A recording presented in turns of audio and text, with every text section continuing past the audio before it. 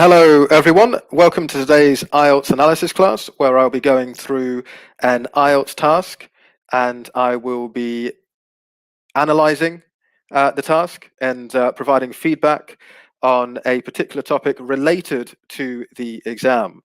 And the topic for today's class is on identifying fact and opinion, and this is related to IELTS reading skills. So welcome to all of those who are watching the class, whether that be in Facebook or YouTube. I hope that you find this class useful and informative. If you have any questions during the class, then please let me know in the chat box and I will respond to you as best as I can. So when it comes to identifying fact and opinion, this is a really important element of the IELTS reading section that we need to feel comfortable in performing. So just to give some background here, there are a large number of question types from the reading exam which will require you to be able to recognize both facts and opinions. Some examples are the questions with true, false, and not given, or yes, no, doesn't say. And we can see an example of an IELTS question here, which relates to this, where it says, initially, only the technological aspects of the boat were examined. Okay, so this is an example of a question which requires you to recognize fact or opinion. Also, there are multiple choice questions, and an example here is, what public view about artists was shared by the French and the English? So in order to answer this question successfully, again, we have to be able to recognize the difference between facts and opinions. And also there are matching questions. So we've got two examples of these. One is he based some of the scenes in his painting on photographs. And another is he claims that photography would make paintings more realistic. So here we've got 4 examples of questions from the IELTS exam, and they are either asking us to identify fact or opinion. So this is why this technique is important, because of its relevance to the exam itself. So moving on. I can see we've got some comments appearing in the chat now. Hello, Shine. Great to see you here. Cheryl, thank you very much for the welcome. Great to see you in the class.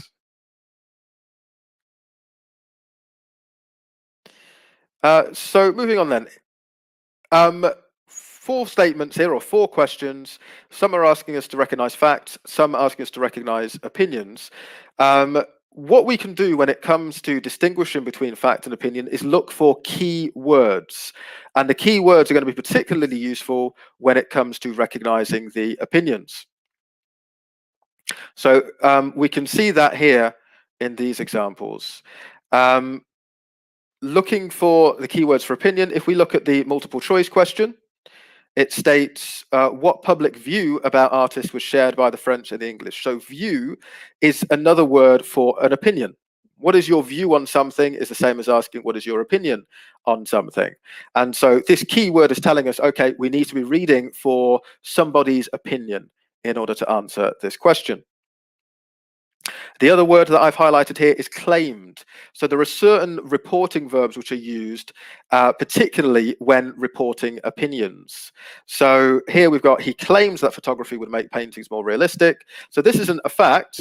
Because someone claims something doesn't make it a fact. What we know is that it was the opinion, albeit the strongly held opinion of the person who made the statement, that photography would make paintings more realistic.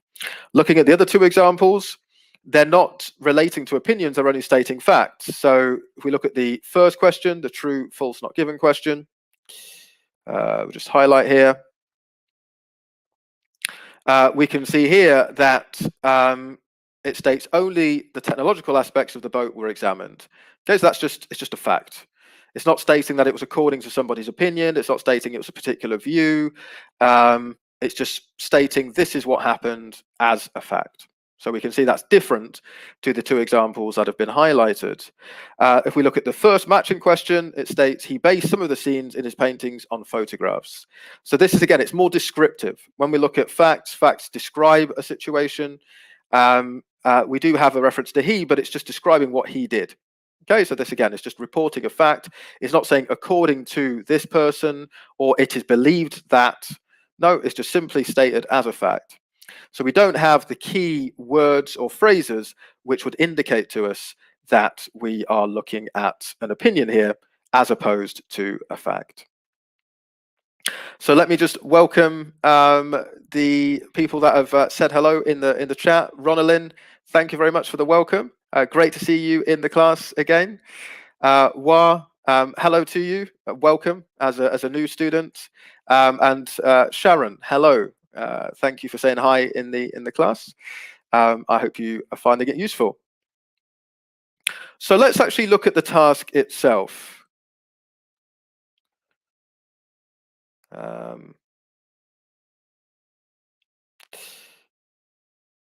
We'll just move on to that now. So here we are then. This was the task which you were asked to look at in the Facebook group. Focus on reading 2, distinguishing fact from opinion.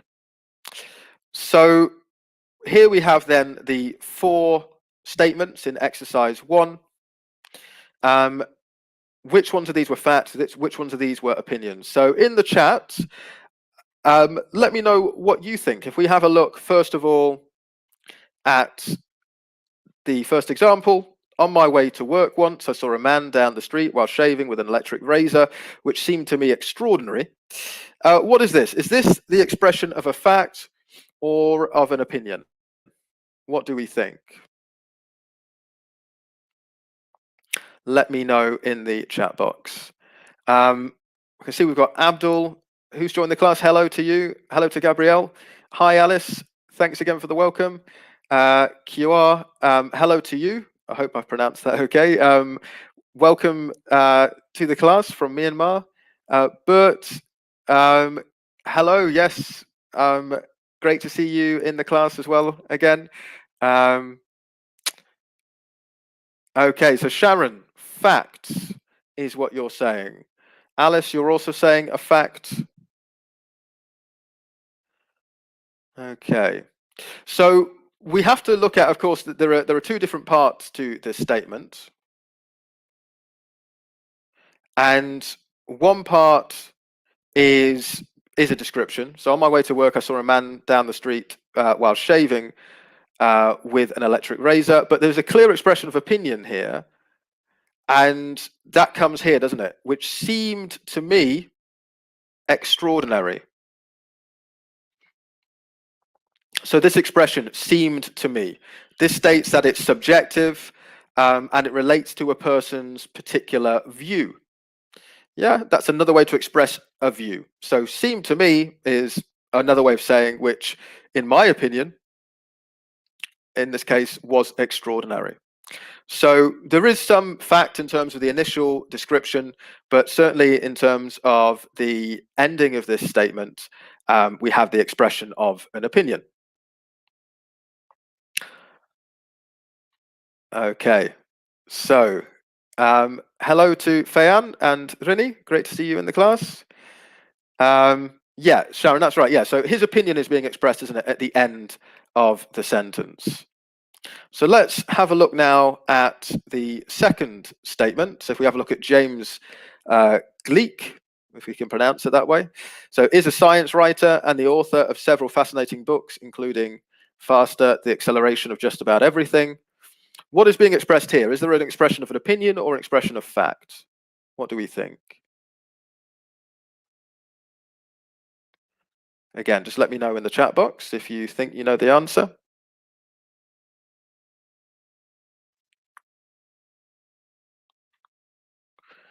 Okay, so in this case, what we are looking at is the expression of fact, isn't it? There's no opinion here. So James Gleek is a science writer, simple descriptive verb, and the author of several fascinating books. So there's no expression of opinion, there's no opinion vocabulary to demonstrate that a particular view is being expressed here. What about the third one? So we are subject to certain biological constraints. For example, diseases can't be cured more quickly because we're in a hurry.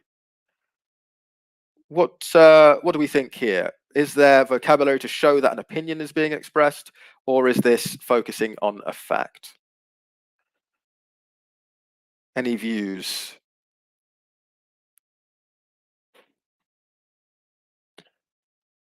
Okay, then. So in this case, we are again expressing a fact. So again, just a simple descriptive verb, the verb to be. We are subject to certain biological constraints. It's not. There's nothing in there to say, in my opinion, or it seems to me that, or I believe that. None of this sort of vocabulary is being used. So what we have here is just simply a fact. And also says diseases can't be cured more quickly. Again, statement of fact. It doesn't state I believe that or it is claims that. Yeah, none of that sort of language is used. We are focusing on factual description. Finally, then, the final sentence here: despite the undoubted speed of the internet, there's a sense in which it has made us even more impatient. What do we think here? Let me know if you have a view on this one. Okay, so Sharon, you were saying fact for the previous one. Good. Here, Bert, you're saying opinion. Alice, you're saying opinion. So is there any particular phrase that you have identified to demonstrate that this is an opinion, if you believe it is an opinion, as you do, Bert and Alice? Sharon as well. Any particular phrase or expression? Yeah, this one is a tougher one, Alice. It is. I agree. Okay, so here it is the expression of opinion, but it's the expression of opinion which is not as obvious as the previous one, where it used the expression which seemed to me. But it's in this expression here. So there's a sense in which. So this is demonstrating that sense relating to the senses, it's a subjective impression. So there's a sense in which it is inviting an element of subjectivity. And of course, the key difference between fact and opinion is that a fact is objective. It doesn't depend on the person who is saying the fact. Okay, it will be true. It doesn't matter who is saying it. But an opinion depends on the person who is expressing it. Because the point is with opinions is that different people can hold different opinions on topics. So this expression here, there's a sense in which is an indication of the fact that an opinion is being expressed. So well done to Bert, Alice, Sharon. Good, and you put in the expression as well, Bert and Sharon. That's great to see. And yeah, that is what helps to identify the fact that an opinion is being expressed here. Okay, so let's move on to exercise 2 then. Which of the following phrases are more likely to be associated with facts and which with opinions? So Professor Brown argues that. What do we think? Fact or opinion? Which is more likely to come next? Praise God, says Sharon. What do we think? Professor Brown argues that.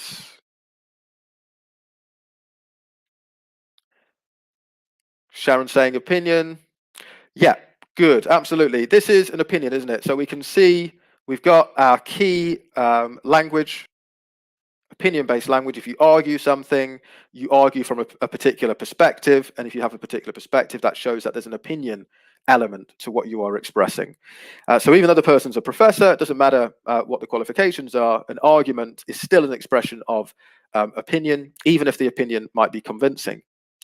What about number 2? According to the latest statistics, what do we expect to come next? Fact or opinion?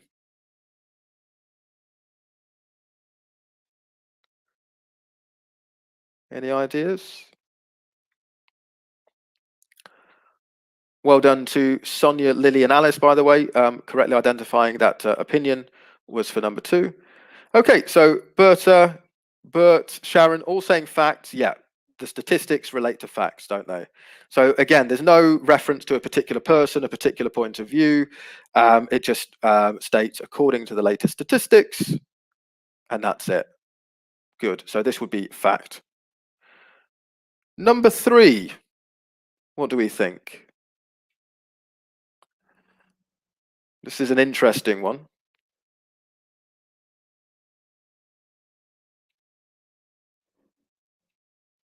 Any ideas for number 3?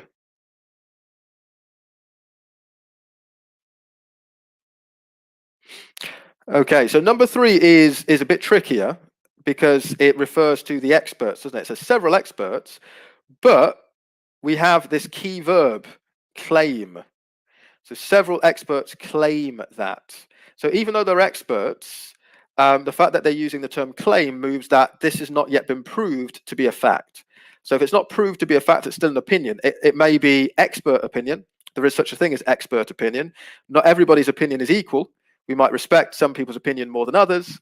But yeah, because it's not yet been proved, and we've got this key word here, claim, it is opinion. So yeah, well done, Alice, Bertha, and Lee for identifying that this would be opinion. Moving on to number 4, scientists have discovered. What do we think? Fact or opinion for this one?